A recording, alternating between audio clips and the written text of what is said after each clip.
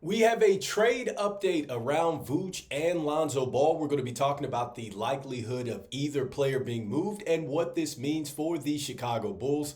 This is your host, Rico Greenhowe, and you have found yourself on another episode of Bulls Digest. And so today we are looking at the most recent report around Lonzo Ball and Vooch. And this centers around Marc Stien and his report that he puts in the Stien line, where he writes about some of the trade rumors and things that are going on in the NBA. And in this particular piece, he's talking about the likelihood of Lonzo and then also to Vooch being moved by the February 6th deadline. But he's also talking about how that other rival front offices are really just taking a look at the Chicago Bulls and wanting to see what their next move is going to be, because we know that the Chicago Bulls are in a interesting situation, because if they fall out of the top 10 with their pick, then that's obviously going to go over to the Spurs. Right now, we're right on that line. Currently, with the games that we're winning, we obviously move closer away from keeping that pick. And so rival front offices really looking to see what the Chicago Bulls' next move is going to be, and really looking to see, are they going to do something like the Brooklyn Nets? That is something that was mentioned here, because we know that the Brooklyn Nets, what they've done is they've moved on from some very productive players, obviously in Dennis Schroeder, and then also too with Dorian Finney-Smith as well, moved over to the Lakers. And so in that deal, you had the Brooklyn Nets. They have got a total of 5 second-round picks between those two players. And so, just rival front offices wanting to see exactly what the Chicago Bulls are going to do. And here is a piece out of this article. Once again, you can find this on Stien Line. If you cannot get to that, you can also find this on sportsillustrated.com. It's another good place. And then also to Clutch Points is another one that I recommend. But here is a little piece of that article that Marc Stien is talking about this. And so here is what he's saying here with the question about the Brooklyn Nets there at the top. I just talked about that.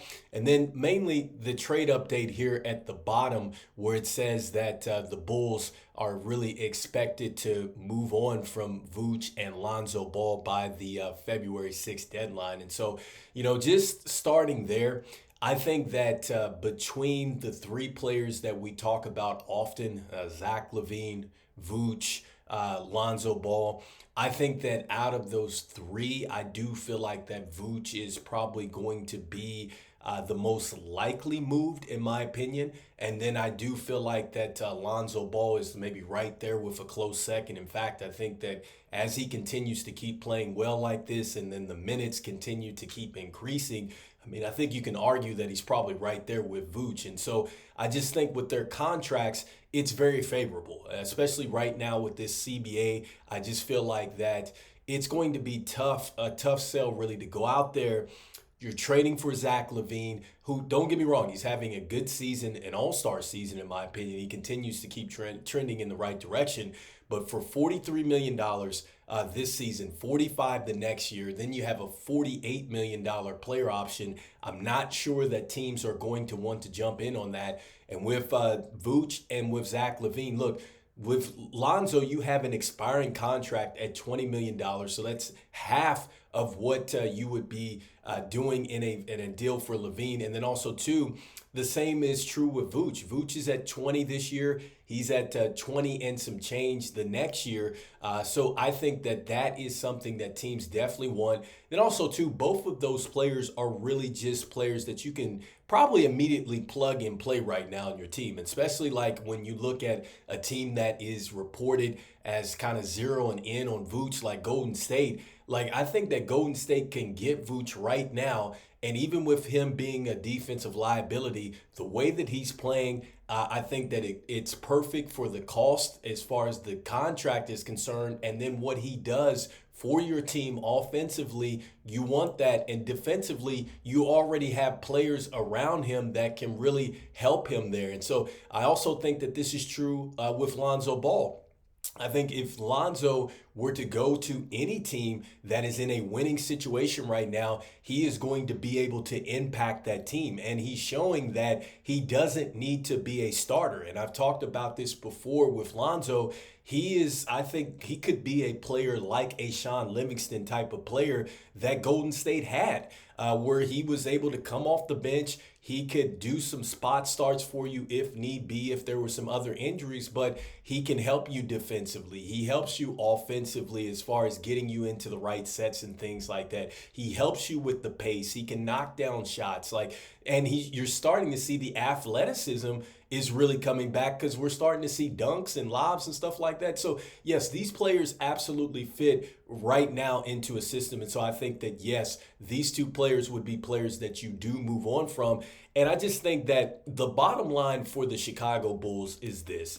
I don't want them to go out there and rush into a trade just because they think they have to. Honestly, I'm kind of in this kind of point now where if you're talking about tanking, I just don't see that this team is going to be tanking, especially when you see, our rookie Modest Buzelis. At times, he's only playing spare minutes, even in games that, we're up in. This really signifies that this team is all in on winning. And I've said this before, you've got to have a fine balance in this situation between prioritizing winning and prioritizing player development. And it looks like that we're all a little bit more into into winning versus player development at this point in time. And so at this point, I think that you don't want to sell low on any of your players just because. I think that you get the best deal out there.